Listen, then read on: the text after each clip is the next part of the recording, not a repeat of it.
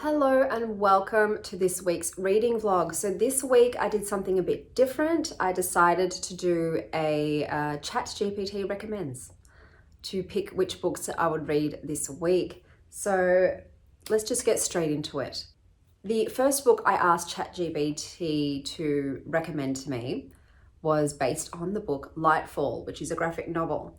And so they gave me a book that is a blend of adventure, family, and captivating artwork. And for that, they chose Amulet. So this was a book that I had heard about, and I did read it. For me, it didn't live up to Lightfall. Lightfall is definitely much higher in my rankings than this. If I was to rate Amulet, I'd probably give it a 3. It was incredibly creepy. So it definitely had a much darker tone than Lightfall. You've basically got a child and her mother, and the book opens with the death of their father before their eyes. So it's very heavy, get straight into it. They go back to the mother's grandfather's home, which seems to be possessed. There are some entities at play. They are captured, taken to another land, and stuff ensues. So it's definitely fast-paced, incredibly fast-paced, get straight into it, but it just wasn't quite it for me. So if I was going to rate it, I'd give it a 3. The next book I asked was, give me a book like Ninth Reign, which is a fantasy book. And for that one, they gave me Rage of Dragons, because it's a mix of fantasy, combat, and personal growth.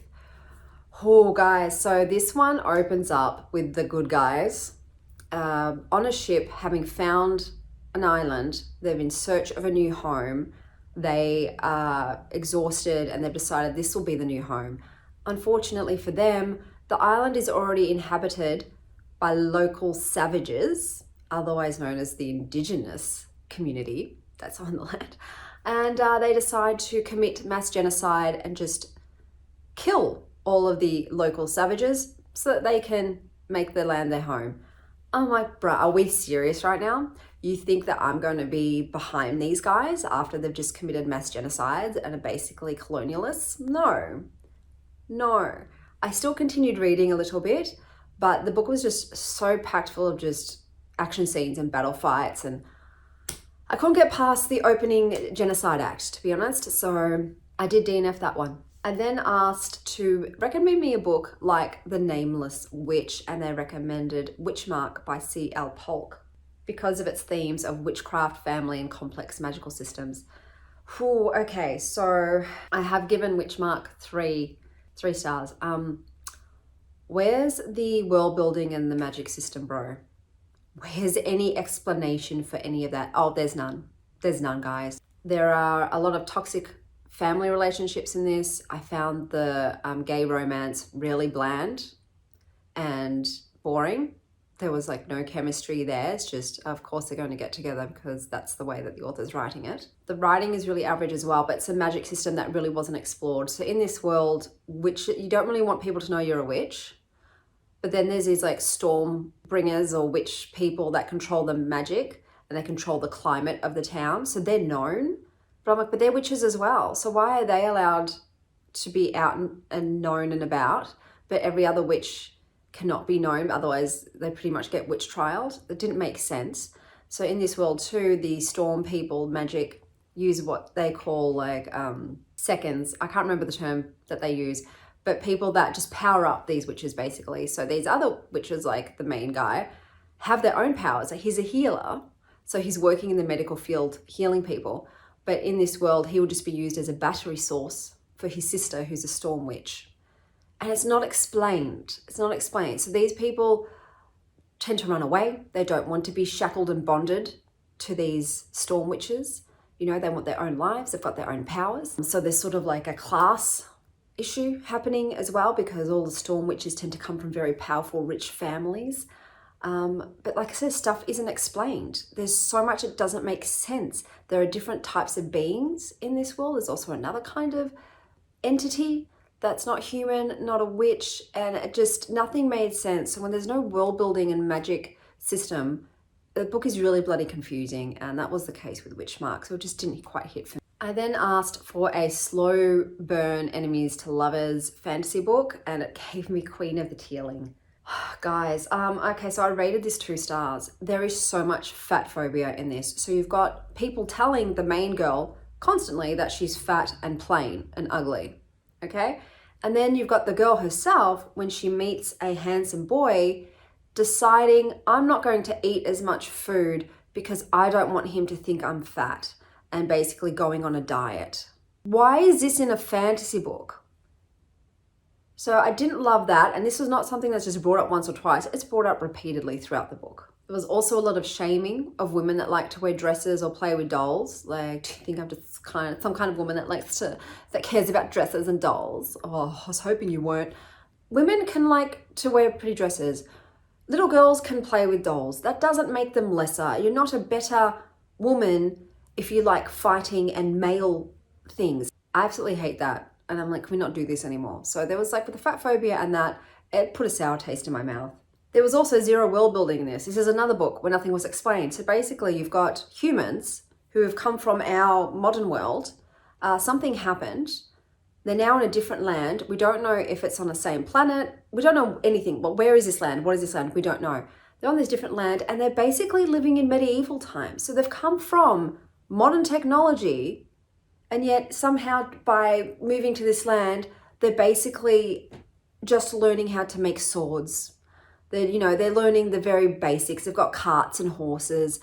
And I'm like, you're telling me none of the knowledge and the skills that humanity possesses currently was taken to the new land? Like, so we just go back to medieval times. It doesn't make sense. There's magic in there as well, but that's not explained. Like, what was there always magic before in the modern time, or was it only because of this land that there's magic? We don't know.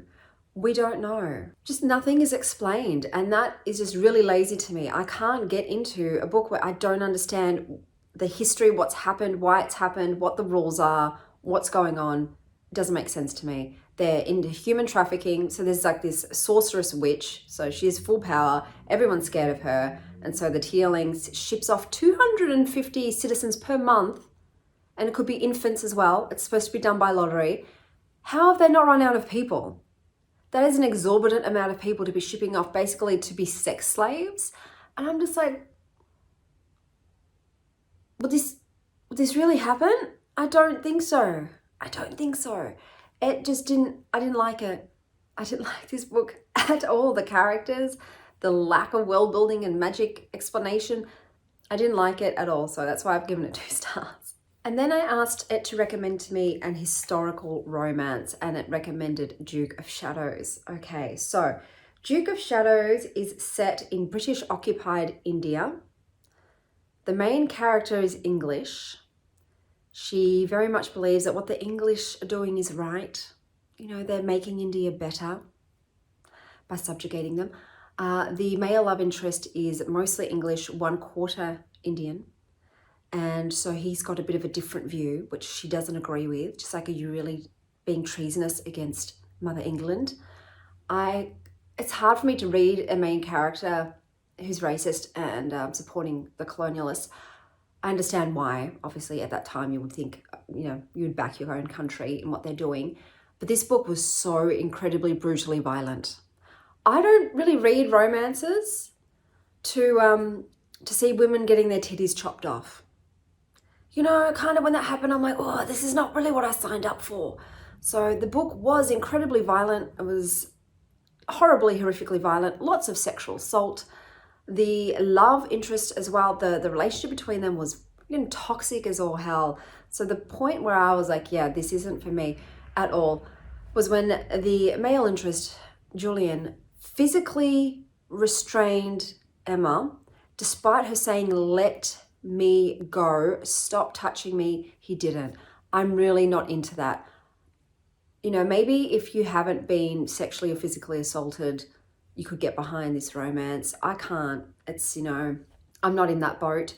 So when I read about male interests doing that, being like verbally, rude and horrible, and physically restraining a woman when she's pleading for them to let her go and to leave her alone,